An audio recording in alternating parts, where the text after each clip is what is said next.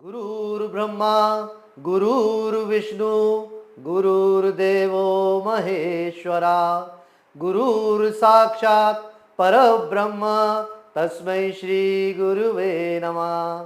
नमस्कार, मैं राजीव मल्होत्रा, एक शिक्षक, आपका विचार बनाए जिंदगी में स्वागत करता हूं।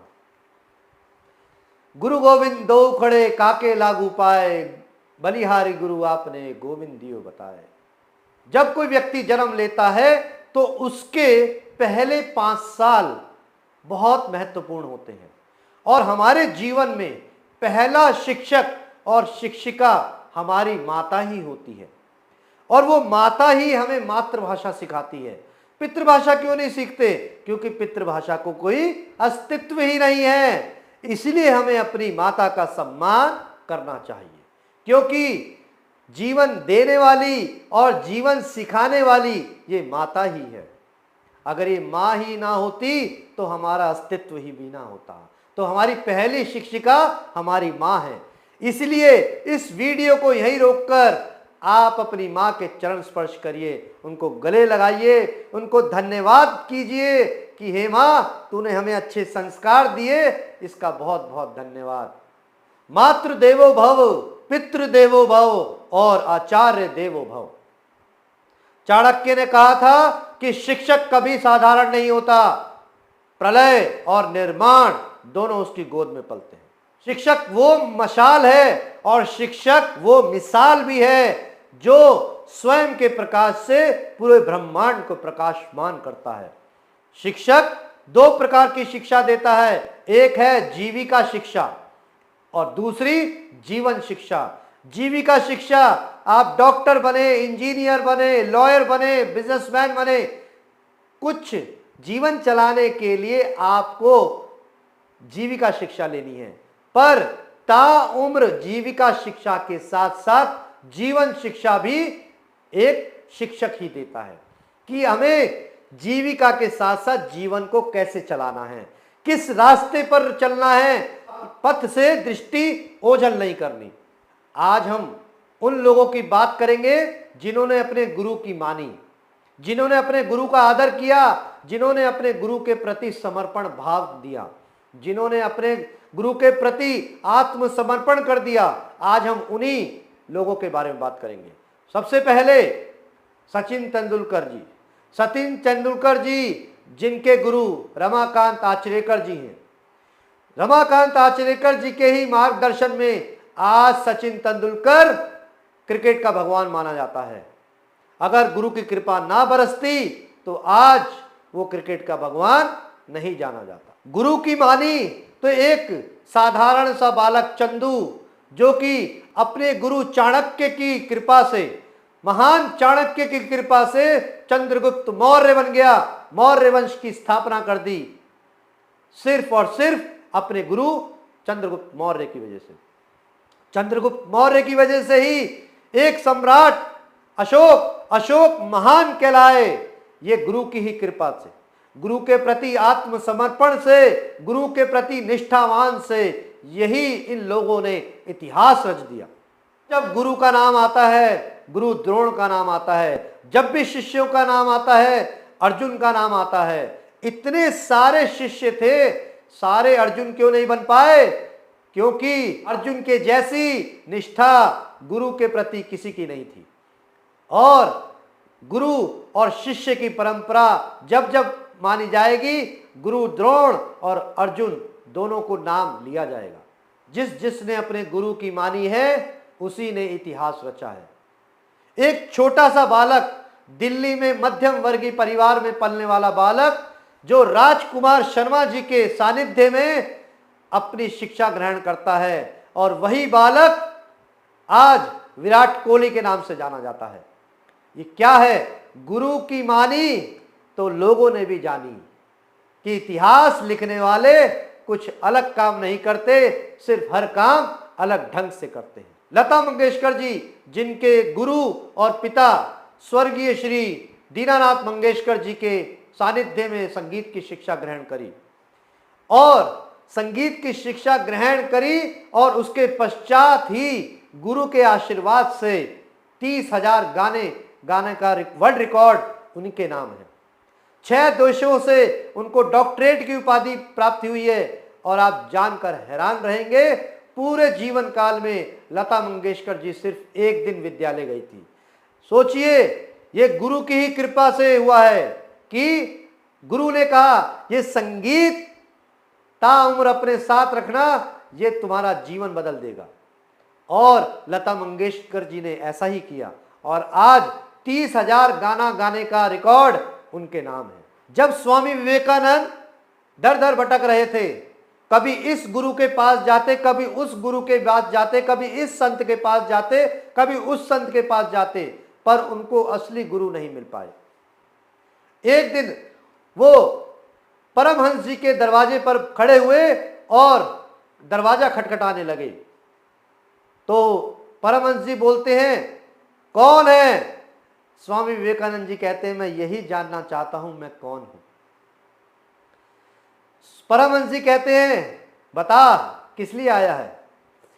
तो स्वामी विवेकानंद जी कहते हैं, मैं ईश्वर की प्राप्ति करने आया हूं। परमहंस जी ने बोला, मैं ही ईश्वर हूं, बताइए। स्वामी विवेकानंद को विश्वास नहीं हुआ।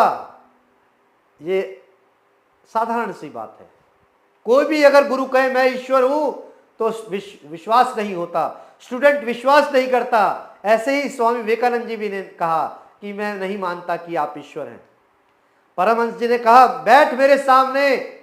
और जैसे ही परमहंस जी ने विवेकानंद जी की छाती पर पैर मारा, 10 घंटे तक स्वामी विवेकानंद जी समाधि में चले गए।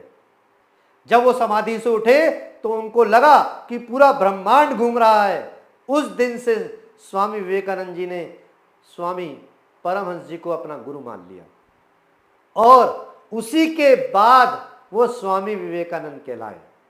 तो ये क्या है? ये गुरु की कृपा है, गुरु के प्रति निष्ठावान है, गुरु के प्रति श्रद्धावान है। उसी की कृपा से एक नरेंद्र नाथ दत्त, एक छोटा सा था साधारण सा बालक, स्वामी विवेकानंद बन गया। जब जब गुरु के सामने आप शिक्षा ग्रहण करें तो विनम्रता जरूर रखें। एक बार आप जानते ही हैं कि जब रावण अंत समय में था, तब राम जी ने लक्ष्मण को कहा, जाओ रावण से राजनीति का ज्ञान लेकर आओ, क्योंकि राजनीति में रावण से बढ़कर कोई नहीं है, परम ज्ञानी है वो। तो जब लक्ष्मण जी रावण के सर के पास खड़े हो गए, तब राम जी ने कहा कि अगर किसी से भी शिक्षा ग्रहण करनी है तो उसके चरणों की तरफ खड़े रहिए। और जब लक्ष्मण जी चरणों की तरफ आके रावण के पास खड़े हुए, तब रावण ने उनको राजनीति का ज्ञान दिया। तो विनम्रता बहुत जरूरी है। जब जब आपको शिक्षा ग्रहण करनी है, किसी से भी शिक्षा ग्रहण की जा सकती है, सिर्फ विनम्रता का भाव ही आपको शिक्षा ग्रहण करवा सकता है। क्योंकि जिस पेड़ पर फल लगते हैं वो झुकता है, और जो झुकता नहीं है वो टूट जाया करता है। ये अहंकार अपना साइड में रख दीजिए। जब जब आप गुरु के सामने जाएं, नतमस्तक होकर जाएं, विनम्र भाव से जाएं, आदर पूर्वक नतमस्तक होइए, क्योंकि वहीं से आपको सारा ज्ञान प्राप्त होगा। इतिहास में ऐसे भी कुछ लोग हैं जिन्होंने गुरु की नहीं मानी। अब हम उनकी बात करेंगे। जब कौरव और पांडवों का युद्ध होना था, तब एक समस्या थी कि भगवान कृष्ण किसके साथ रहेंगे और कृष्ण की अक्षौणी सेना किसके साथ रहेगी। तो भगवान कृष्ण ने कहा कि मैं उसी के साथ रहूंगा जिसका चेहरा मैं कल सुबह सबसे पहले देखूंगा।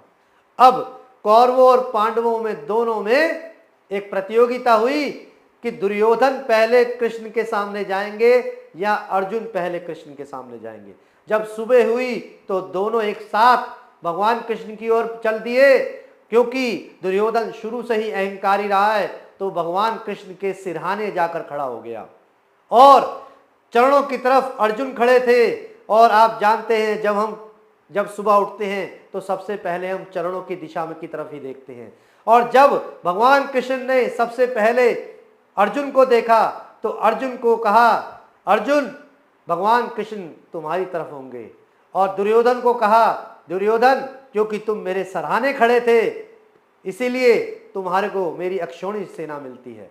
दुर्योधन अहंकारवश खुश हुआ, सेना मेरे पास आ गई, ये अकेला व्यक्ति क्या कर सकता है। और आप जानते हैं, इतिहास गवाह है, जब जब जिसके साथ ईश्वर खड़ा है, जीत उसी की हुई है। इतिहास में ऐसे भी लोग हैं जिन्होंने अपने गुरु की नहीं मानी। सिकंदर जब भारत पर आक्रमण करने के लिए निकला तो अपने गुरु अरस्तु से आशीर्वाद लेने के लिए निकला। गुरुजी, मैं भारत को जीतने निकला हूं, मुझे आशीर्वाद दो। अरस्तु ने कहा, सिकंदर तुम भारत को कभी नहीं जीत पाओगे। सिकंदर बड़ा हैरान हुआ, आखिर क्यों? मैं पूरे विश्व को जीत सकता हूं और कई देशों को अभी तक जीत भी चुका हूं, तो आखिर मैं भारत को क्यों नहीं जीत सकता? तो उन्होंने कहा कि वहां पर गुरु बैठे हैं और जब तक गुरु बैठे हैं तब तक कोई भी भारत को नहीं जीत सकता, और वहां पर चाणक्य जैसे गुरु बैठे हैं, वहां पर तुम भारत को नहीं जीत सकते। लेकिन सिकंदर अपने गुरु की नहीं मानी और वो चल दिया भारत पर विश्व विजय करने के लिए। और आप जानते हैं, इतिहास साक्षी है, सिकंदर जैसे कितने आए कितने गए, लेकिन भारत को कभी जीत नहीं पाए। तो ऐसे भी शिष्य हुए हैं जिन्होंने अपने गुरु की नहीं मानी, अपने गुरु की आज्ञा का पालन नहीं किया और उनको अपनी कीमत चुकानी पड़ी। अब शिष्य को अपने गुरु के प्रति आदर भाव रखना है, समर्पण भाव रखना है, निष्ठा पूर्वक ज्ञान की प्राप्ति करनी है, और जब भी ज्ञान प्राप्त करें अहंकार को साइड में रख दें, क्योंकि जब जब अहंकार हुआ है, प्रेम और ज्ञान उस दरवाजे से बाहर निकल गया है। अंत में स्वस्थ रहिए, मस्त रहिए, अपने शिक्षक के प्रति आदर भाव रखिए, अपने शिक्षक के प्रति विनम्र भाव रखिए, सिर झुकाकर ज्ञान की प्राप्ति करिए, क्योंकि उन्हीं के चरणों से लक्ष्मी भी मिलेगी और सरस्वती भी मिलेगी। धन्यवाद, आपका दिन मंगलमय हो।